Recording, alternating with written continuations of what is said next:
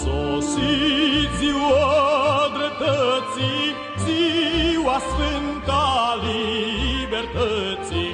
Tot românul veselește, România întinerește. Aș vrea să spun câteva lucruri care mi se par importante. În această campanie apăr interesul meu, scaunul meu și Uniunea Europeană și Banca Mondială. Nu sunt român, nu sunt român, nu sunt român, nu sunt român, nu sunt român, nu sunt român.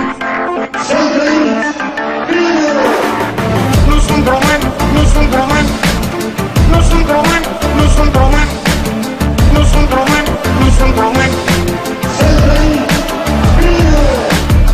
Vreau să știți că de la bun început am avut în atenție două variante. Creșterea TVA de la 19 la 24%, de asemenea pensii și salariile 25 și 15% vor fi alocați. Apăr interesul. A sosit ziua dreptății, ziua sfântă a libertății. Tot românul veselește, România întinerește. Nu sunt român.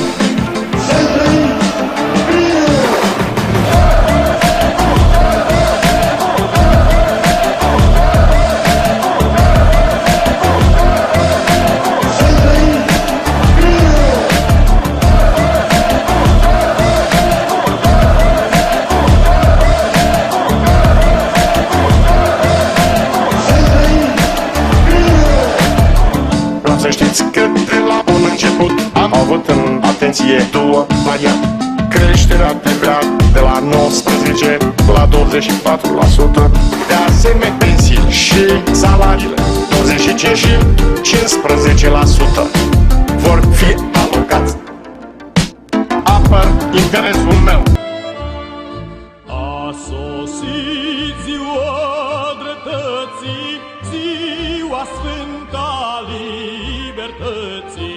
Tot românul veselește, România întinerește. Nu sunt român.